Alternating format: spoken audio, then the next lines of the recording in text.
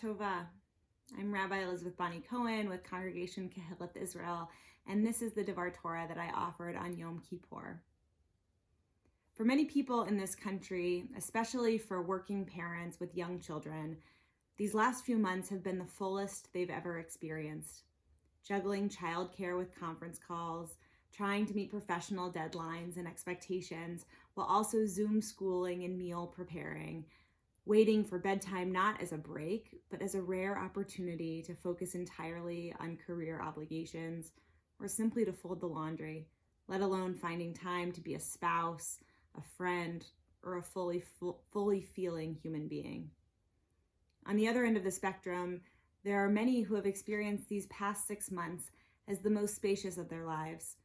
Their struggle has been with boredom, with loneliness, with painful silence.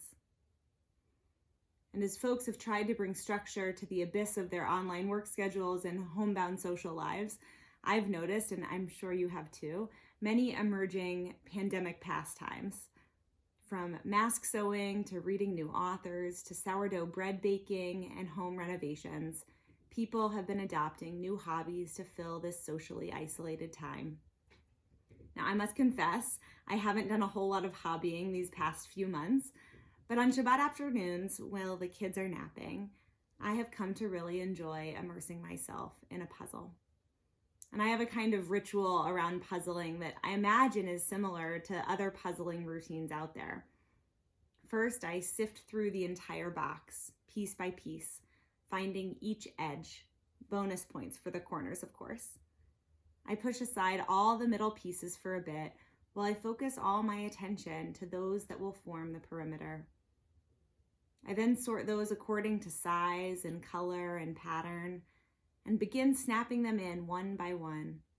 This part is often exhilarating because with every connection made, there's a little rush of endorphins egging me on to find the next piece to fit just so. And it's not until the whole outer edge of that puzzle is complete that I begin to fill in the center, usually one cluster at a time. Maybe the cluster stems from an edge piece, or maybe it forms around a prominent image, or maybe it gathers around a uniqueness or idiosyncratic element of the puzzle, like the green pickles on the otherwise orange and yellow cheese platter, or the person wearing red in a sea of blue sports fans. Slowly, the pieces find their places.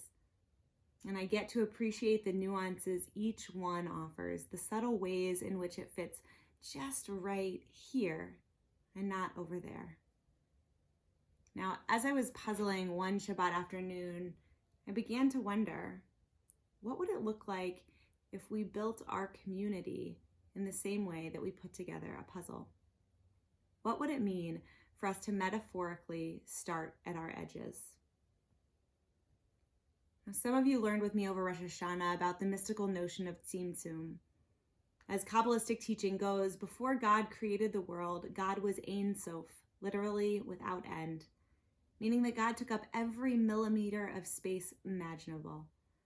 So in order to create our world, first God had to contract God's self, pulling away from the edges of infinity to make room for new creation. Within this imagination, then, creation itself emerged forth from the edges. But rarely in life are the edges the starting point. Take a peanut butter sandwich, for example. Now, I've been serving a lot of these to my 3-year-old recently, and a couple of weeks ago, he announced, "I'm not into crust anymore." "What do you mean you're not into crust?" I inquired. "I'm just not into it," he repeated. Now, feeling a flood of dread for the payback inevitably coming to me from my years of insisting on crust-free sandwiches, I caved.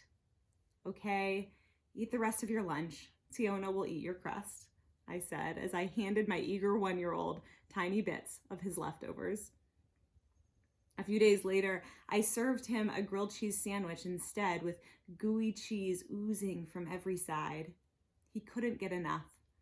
And as he devoured it, he proudly proclaimed, "Ima, I'm into crust again." Well, I wrote this off as a typical 3-year-old fickle moment, Upon further reflection, I noticed that his aversion to the sandwich's edges was never the crust itself. Rather, it was that in a typical peanut butter sandwich, all the good stuff's at the center, with only a thin layer of filling reaching the outer crust. But when the edges were well resourced, they were just as enticing as the rest of it. When we think about community, the same is true. Who's at our edges? How are those edges resourced? Who is just barely in the door, or perhaps just outside of it, waiting to be let in? I want to share one example from the edges of our community. On Yom Kippur, we're called to account for our failings as individuals, as well as those that are done on behalf of a larger whole. We say our sins communally. We say we rather than I, as a way of sharing responsibility and inviting collective accountability. So I share this story today as one example of our institutional need for tshuva. As you know, in 2018, we completed a multi-million-dollar construction project. Our beautiful new building is fused perfectly with our historic architecture. The stained glass and artistic detailing of the sanctuary comes to life with fresh paint and new carpet. We have updated AV systems, enhanced security, a stunning social hall with glass windows stretching from floor to ceiling, and an atrium with skylights that beckon our eyes to the heavens.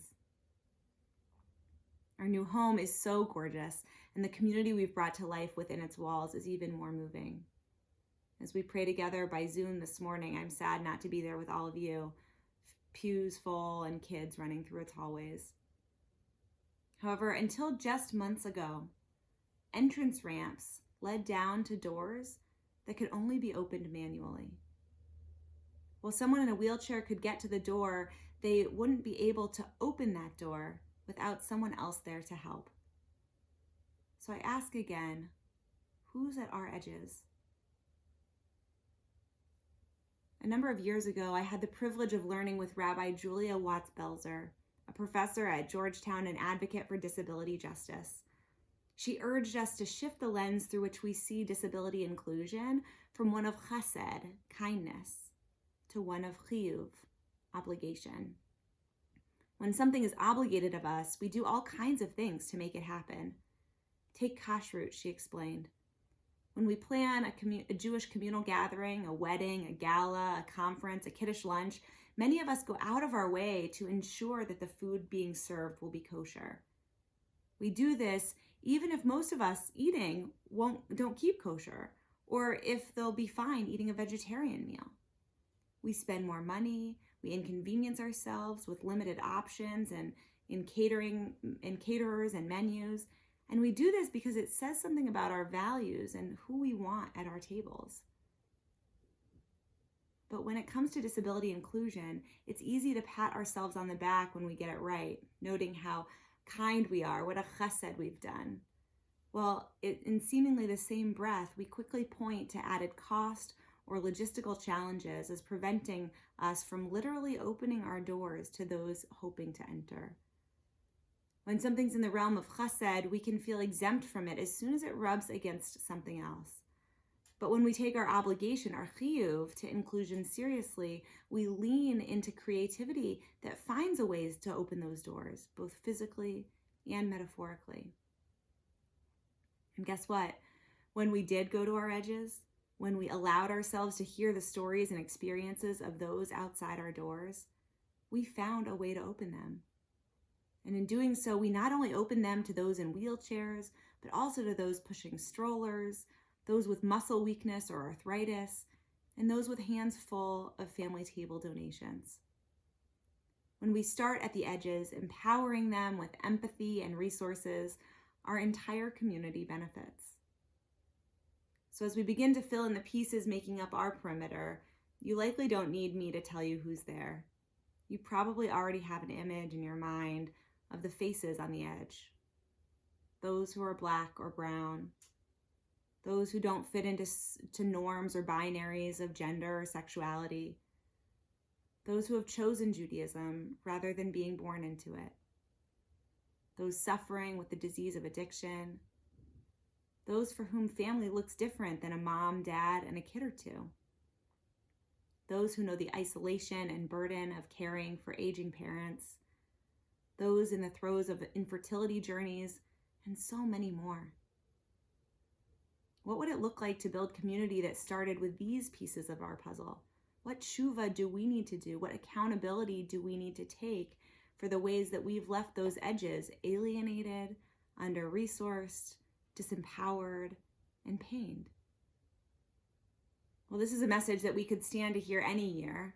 As I reflect on where we are individually and societally right now, many of us who have otherwise enjoyed being part of the inner core have found ourselves on the edges, perhaps for the first time. We're on edge socially, as we're desperate to be close to loved ones for the holidays, to go out for lunch with a group of friends, to have a casual encounter with coworkers in the office. We're on edge emotionally as we try to hold on through the increasing mental health needs, especially depression, as we grapple with questions of identity, race, and privilege, while injustice abounds around us. As we anxiously await the terror that will inevitably be revealed in the next news cycle while trying to comprehend the current one. And we're on edge spiritually as our lacking ability to gather has interfered with our ability to access the divine, and our physical and mental exhaustion have made it nearly impossible to hold on to that which nourishes our spirits. It's easy to feel a sense of paralysis by this, or perhaps self-pity. It's overwhelming to look outside ourselves, and at the same time, it's devastating to really sit with the grief we feel inside at this moment. But our heightened sensitivity to the suffering of others brought about by this pandemic is exactly what we need to motivate us in our obligation to creating a more redeemed world. And let me be clear about that.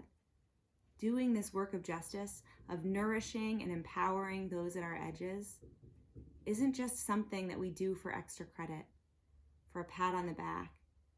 It's our obligation, it's our responsibility, and it's our divine calling.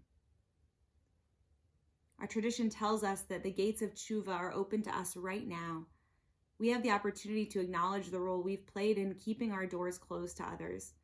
We have the chance to bear witness to the pain we've caused, and the choice to use whatever power we might have to transform ourselves, our community, and our society into one that honors the sanctity of the divine image in all of human life. So my blessing for us this morning as we move forward with our year ahead is that we not only extend kindness, but that we have the courage to embrace our obligation to those at the periphery of our community.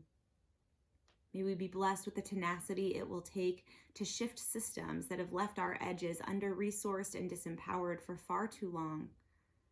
May we learn to take time in examining and appreciating each piece of our complicated puzzle, working together to find the unique spot for each one to fit just so. And in doing this, may our entire community draw strength in the honoring of our interlocking parts. Gemar Chatima Tova. Be well.